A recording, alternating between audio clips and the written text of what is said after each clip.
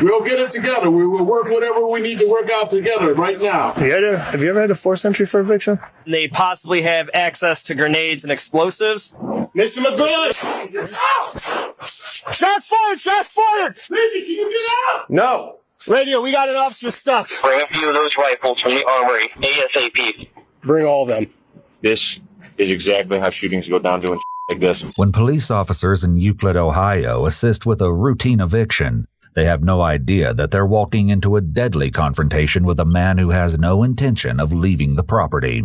The suburban peace is shattered when gunshots pierce the November air, and police must race against time, face shocking violence, and launch a daring rescue attempt to save one of their own. On the afternoon of November 9th, 2023, 2 Euclid police officers respond to a call from a bailiff carrying out an eviction order on behalf of the municipal court. Mr. Chad McGraw, the tenant inside. I knocked on the door. He came to the door. He opened it. He cracked it open. Uh-huh. And he said, wait a minute. Close the door. Is that the landlord or something right there? Yes. Yeah. And I told everybody to stand back because after the second time he closed the door and locked it, I knocked on it again. And he said, 1 minute. And then that was it. Okay. When I called you back. Has he been living here for a while? Because I've never been to this residence for anything. I believe so. We had a court date. What the hell's going on with this society? I have no idea. Jesus. Is that his? Or? Yeah, that's his car. So has he been to court or? Yes, he's been to court, and I served the notice. He knew that he had plenty of time to leave. I served him on Sunday, Okay. which was Thursday. What, last week Thursday? Yeah. And so he knew to leave, but let's try it again. Okay. I'm about to say, you're busy today. I was like 2 in 1 day. People just aren't listening. Right. The bailiff prepares once again to rouse Chad McGraw from the house, this time with some assistance from Officer Schwett and Officer Lindsay. While there's nothing yet to suggest that there will be a conflict, it isn't long before the officers begin to have serious concerns about McGraw's behavior. And as we'll see, those concerns will turn out to be horribly justified. Drop to the side, because I don't know if you got a weapon or not. What's his name? Mr. McGraw. Mr. McGraw!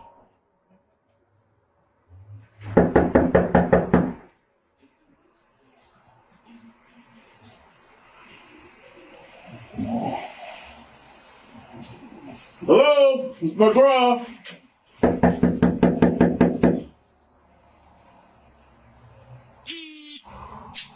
How old is this guy?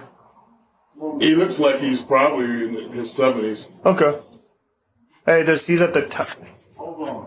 Mr. McGraw, it's the Euclid Police. You need to open up now. Give me 5 minutes. No, you need to open now. You need to open up now. 5 minutes. I'm putting things up. No. Hey, you need to open the door now. Or we're going to open. 5 minutes is all I need. No, Mr. McGraw, you need to open the door now. We're going to allow you to get your things. I need 5 minutes. You don't need 5 minutes. You need to open now, please. 2 minutes. No, Mr. McGraw, you need to open now, please. Hey, who are you? It's Euclid Police. You just saw me through your window, bud. Even when performing what might be considered a routine duty, there's always the chance that something could go drastically wrong. The closed door between police and McGraw means that anything could be happening inside the house, and Officer Schwett has second thoughts about remaining on the front porch. Please open the door. We're going to allow you to grab your things before you leave. I got you. I'm with you. Okay, so please open the door.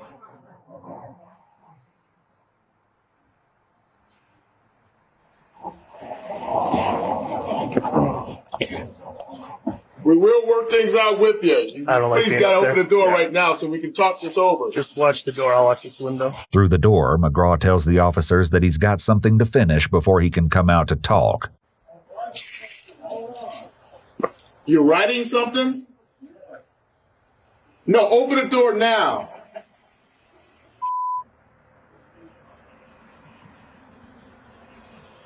We will work something out with you, sir. If you please just open the door now. I'll allow you to write whatever you need to write. Just open the door now. Yeah, they'll do it. Oh, you did the other one already? Mm-hmm. Like the movers, they'll drill the lock and then go in. But we're not kicking the door in. Oh, I know that. Yeah, no, they'll drill the lock.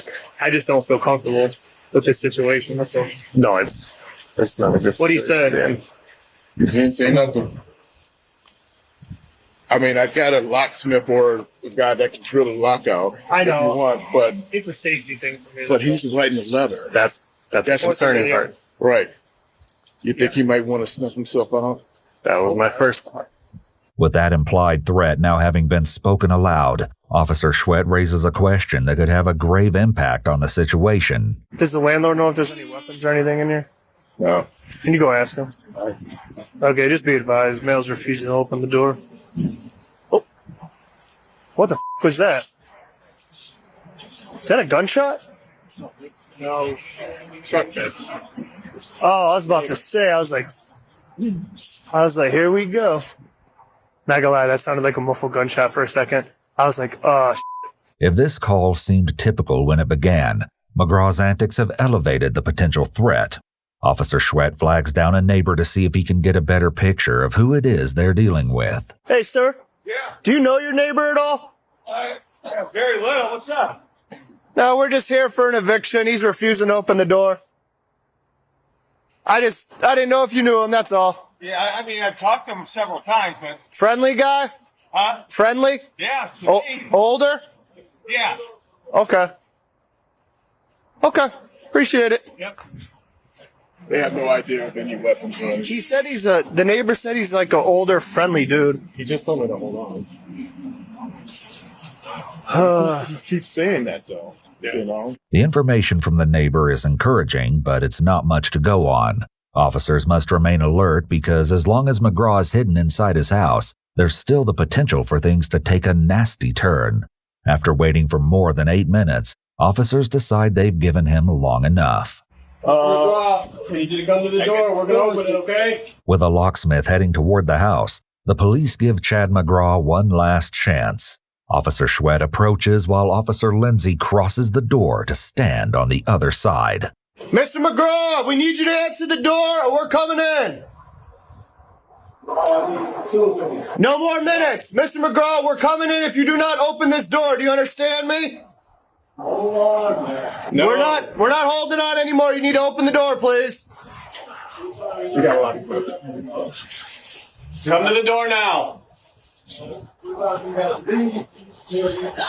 What'd he say? What was that? I need you to come to the door and talk to me. The locksmith enters the porch, unaware of the mortal danger lurking behind the door. I'm trying to stand off to the side, too. Did you get one? Damn. That was impressive. Yeah, I did. Oh, yeah. I didn't have to use a drill. That would take much longer. We gotta get over a rip because I was gonna ask how long has it been since he's been around? I don't know.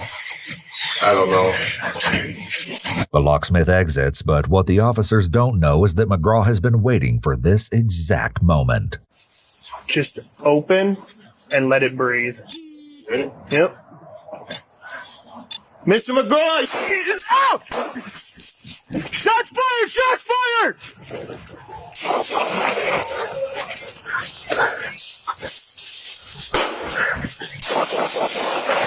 Shots fired! Shots fired! Lindsay, get the out of there! Inside the house. Lindsay's stuck in the... Lindsay, can you get out? No. Lindsay, come on that Lindsay!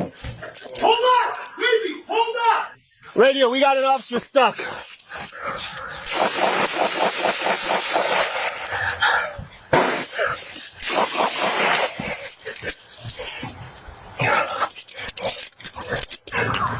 Officer Lindsay is stuck in the house.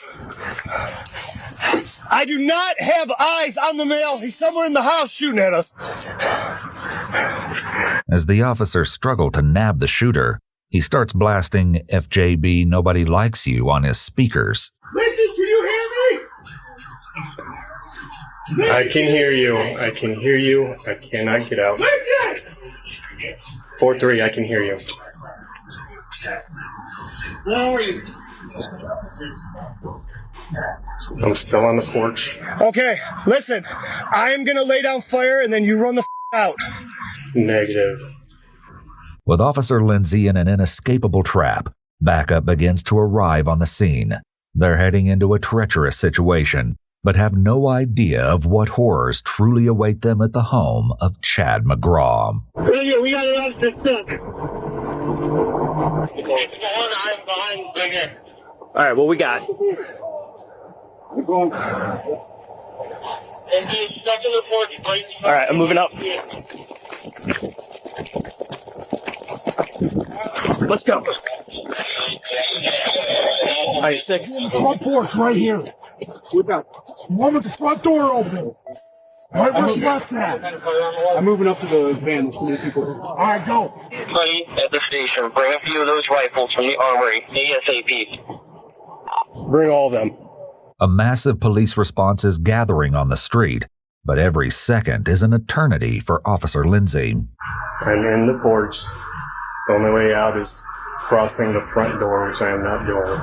There's no way for Officer Lindsay to escape, and there's no way for officers to rescue him without putting themselves in the line of fire. As perilous as this situation is for the police, they aren't the only ones affected by the sudden outburst of violence on that November day. In an exclusive interview with EWU, Euclid resident Jenna Catrone says she was driving by the house when the bullets started flying. I see this police car coming towards me with their lights on, and I kind of out of the corner of my eye, I'm driving down the road and I see, police in a driveway. I'm not, whatever, not thinking twice about it. And all of a sudden I just hear a menagerie of gunshots. And instead of probably hitting the gas, I slam on my brakes. I mean, I stalled out and hit the ground. Like I went down because I was pretty sure that those shots were coming right at my car. And I stalled out directly just past the house. We're thinking they're hit, I'm hit. Somebody has to be hit because they were just zooming right past us. The bullets, and that's the first thing you do. You just go down, and that's what I did. I slammed my glasses into my shifter, and because I had my seatbelt on, just the way I went down, I fractured 2 ribs. It was interesting. At this point, police have no way of knowing if McGraw was taking aim at passing drivers like Jenna. Indeed, they know very little at all about the man inside the house. Who was Chad McGraw before police knocked on his door that fateful day? In this car dealership commercial, McGraw introduces himself and explains his position at the company. My name is Chad McGraw, here at Beechwood Infinity, sales and leasing consultant. From the outside, McGraw seems to have a thriving career in the car business, and we don't need to go all the way back to 2017 to find evidence of that. On his own YouTube channel, McGraw has uploaded nearly 400 slideshows congratulating his car-buying customers. The latest one, seen here, was uploaded only 3 short days before the shooting. According to McGraw's LinkedIn page, he's worked for Cleveland dealership Central Cadillac LLC since 2007, and that isn't his only professional endeavor. In 2013, he's featured in a local news profile to promote his hot dog restaurant. How does such a man find himself shooting at police officers? Can external appearances be that misleading? As important as these questions may be, the present moment is all that matters to officers on the scene. I knew this was bad. He kept telling us to wait. This is especially true for Officer Lindsay, whose entrapment on the porch culminates in one of the most intense moments of the afternoon. He shot at us through the door in the living room. We're pointing at these 2 front windows in the front of the living room. I shot through. I don't know if I hit him or not. We need to get Lindsay the out there.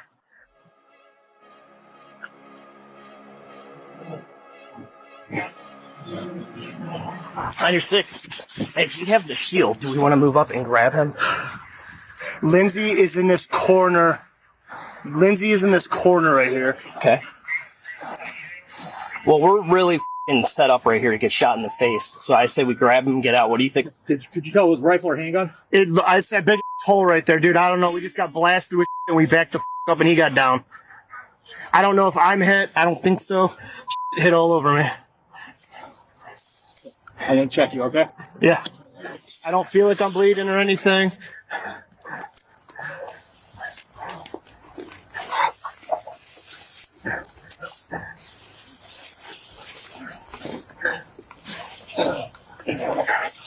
I got no blood.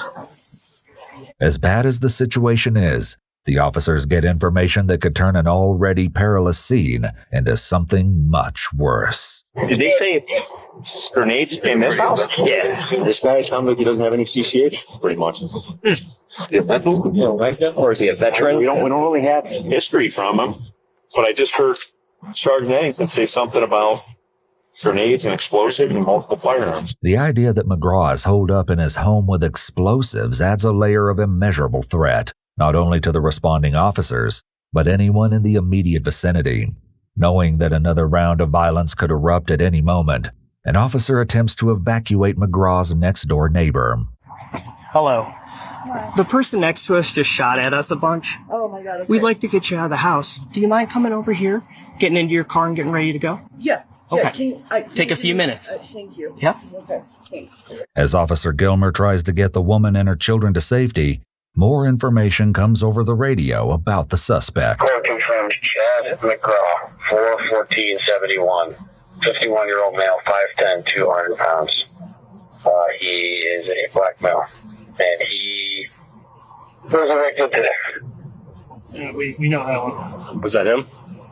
He's talking about on the radio? Yeah. Okay. But Black male?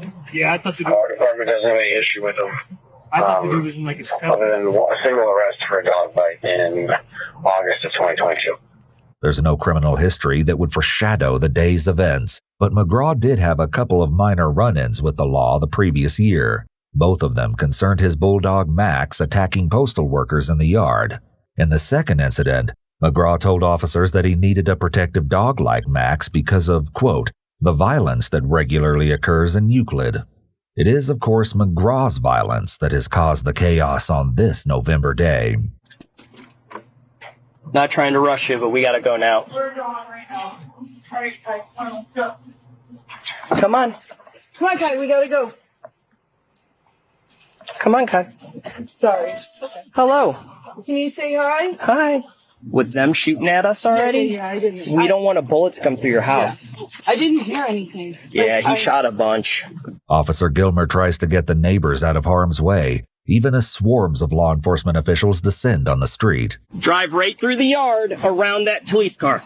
Drive. Go through their front yard. I don't care what they say. Go through their front yard. Hurry up. I'm in the middle of the open. Don't hit our car. Hey, watch it. Watch it. She hit my car. Hey, you're going to pull forward? Hold on. Dude, she's going to hit my car. Don't hit the car. Okay, hey. Okay, come back. You're good. Police are still getting information over the radio, and the news gets worse by the moment. Apparently, there's also an adult son that is believed to be residing there. They have multiple firearms and possibly explosives, such as grenades. I f***ing asked if there was any firearms in this house, and I was told no. That would have changed everything. As far as the police response goes, it already has changed everything. Multiple agencies arrive at the scene, including the Lake County Sheriff's Office, the Wickliffe Police Department, and the regional SWAT team. Any occupants from 781 East 250, this is the police department. Come outside with your hands up. Any occupants of site 781 East 250, this is the police department. I was right there. I did have to pull over, but I'm watching. I've never seen anything like it. I felt like I was in downtown LA when you see those videos with the helicopters and the SWAT team. And I'm just like sitting there, and it was like being in a movie. The emergency is such that off-duty cops leave their second jobs to respond to the crisis. I'm going to get fired from Amazon for the way I drove out of the parking lot, probably. Hey. The various police agencies bring with them heavy artillery and armored vehicles. You know what's funny? That's the same one I drove in Iraq. I'm just having a glorious. Flashback. I mean, it is what it is. I didn't die in it, so that was good. In addition to guns and reinforced vehicles, the police have access to technology that will allow them to get a peek inside McGraw's home. And moments from now, we'll see the unsettling footage captured by the drones. First, however, the dramatic fate of Officer Lindsay will finally be revealed. Okay, here's what we're going to do. How's your shield work? You just... How's your shield work? Never done one before, so figure it out. All right, well, give it the. I got it. Filmer. Okay, we're gonna move in. Cover that door. We're gonna pull him out. Okay. Hey, hold on. Okay, hold on. We gotta let 20 know. 20, we're coming. Whoever's moving up to me, come up by this pine tree. The shots look like they're going at an angle out that front porch door. All right, I'm gonna just hold the shield. You work that rifle. We're gonna move nice and slow. Ready? Go. My gun is hot. Step. Doors left. Lindsay, go. Go. Pull it out. Straight. Everybody back out to the street.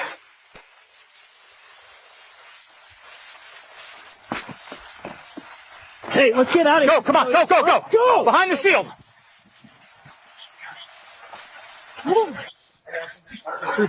Yeah, I got it. What's coming up? Okay. Got a curb coming up.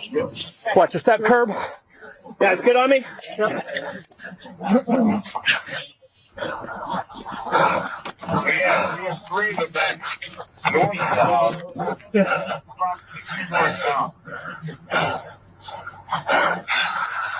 Okay, good job. Lindsay, you okay? I'm good. Thank you, folks. That's what we're here for. The rescue of Officer Lindsay is a death-defying success, but the police are acutely aware that things could have gone much worse.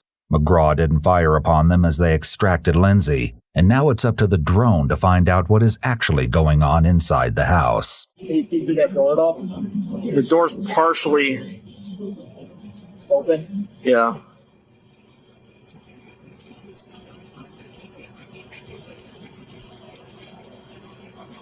Ooh, is that blood?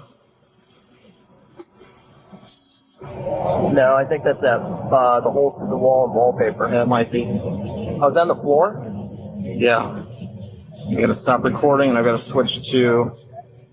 It just crashed. The first drone fails to get through the doorway, but not before the operator notices some alarming visuals on the screen. The question is whether he really saw blood inside or just debris from the barrage of gunfire.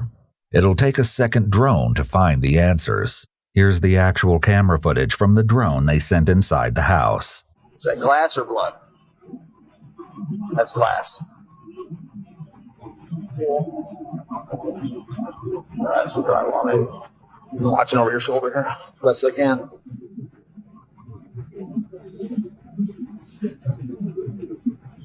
Oh, there's bullet holes in the...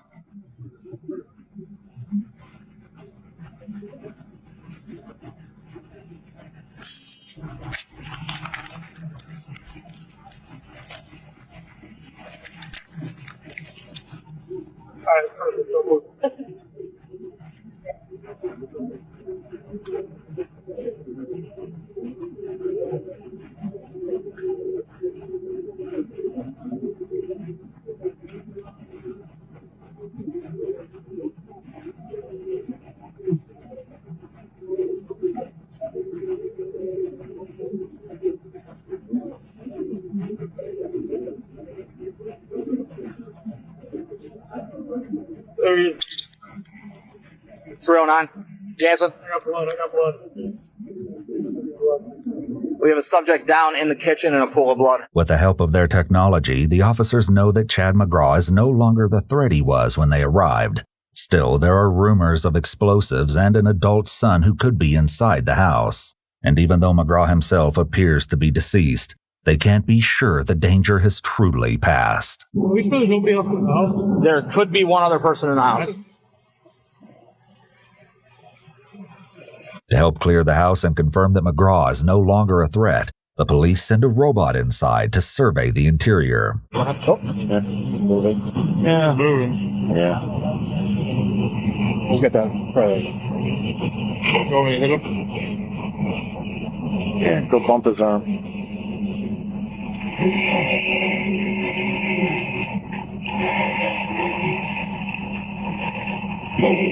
Oh yeah, you can see. Nothing. He's breathing. Yeah, he's got his gurgles. He's down. He looks like he has a self-inflicted gunshot wound. Large pool of blood. He's got his agonal breathing going on. Gun's near his right hand. When we go in, we'll leave with a shield. We'll run. We're gonna drop a bang like right by him. See if that elicits a response to that gun. I don't think it's going to, but if it is an ambush, he's more alive than we think. Like, we just don't want to be in that situation. I guess we just nudged him with the robot. Nothing. You hear his gurgle. I don't think he's much of a threat. You don't want to make announcements? Yeah. I think we should, because if the sun's the concern, give him a chance to come out. Tom's on the phone with Mike, and there is no sun. Okay. But even having cleared the house remotely with drones and robots, police know that there are still ways for things to go sideways. He's said to have grenades. The robot did not hit any tripwires. The drone did not hit any kind of tripwires, but just be mindful that there might be somewhere. Police have done everything they can from the outside, and now it's time to enter the house.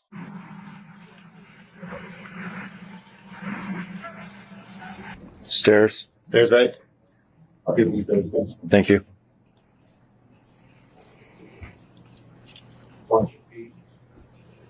He's right here, John. Yeah, I think we need it. Though McGraw appears to be incapacitated, the officers decide to throw a flash grenade just to make sure that he doesn't have more life left in him than it seems. Bang out.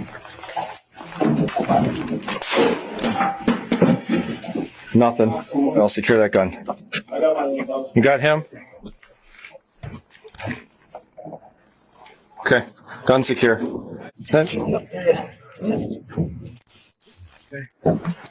He's secure. Medics, do your thing. With McGraw in handcuffs, the medics remove him from the house and get him to the hospital. Meanwhile, the officers search the house, and while they don't find grenades, they do find an open box of 9mm ammo in the upstairs bedroom and something very suspicious in the basement. Oh, that's incriminating. What? I said that's incriminating. What is it? Bunch of cell phones inside of a burning container with the f***ing fuel oil underneath it. Yeah. Another officer finds something peculiar that McGraw was writing, perhaps even as police were knocking at the door. You're writing something? Black people indigenous to Turtle Island, also known as Blackland, U.S. You'll never have justice on stolen land until we own it. Police have no way of knowing if it's an aborted manifesto or something else, but it's one more bizarre development in a long series of them. I did not know this gentleman, and I was talking out in public. I was talking to some general friends of mine who did know him, and they said, that he was going through something. But I know he was very well liked in the community. He owned a restaurant at one time. I have a background in the automotive industry and operations management. I know, I only heard positive things. I think we've all been in a dark place. I think everybody has been in a dark place, and I wish that the outcome would have been different, where he would have gotten some type of help. Out in the street, officers are still wrapping their heads around the chaotic events of the day. Dude, I was listening to the radio, and I'm like, this guy ain't coming to the door. Yeah. No. You can take it. When he wasn't answering the door, I'm like, this is exactly how shootings go down, doing like this. Euclid police released a statement to the media confirming that 52-year-old Chad McGraw was found inside his home with a gunshot wound to the head. He was transported to University Hospital, where he later died from his injuries. The statement also confirmed that the house was searched for explosives, but none were found. An online obituary described McGraw as a fun and outgoing man who fathered 5 children and was loved by many. In a video uploaded 6 years before the incident, McGraw recited spoken word poetry which included the question, Is it okay for a man to cry, or would you rather see him die? McGraw's poem, titled My Cigarette Burns, was playing inside his home at the time of the shooting. I see my seat. Everybody crashing, my cigarette burns in these glass. Investigators have not yet officially announced whether McGraw's fatal wound came from police or from his own handgun.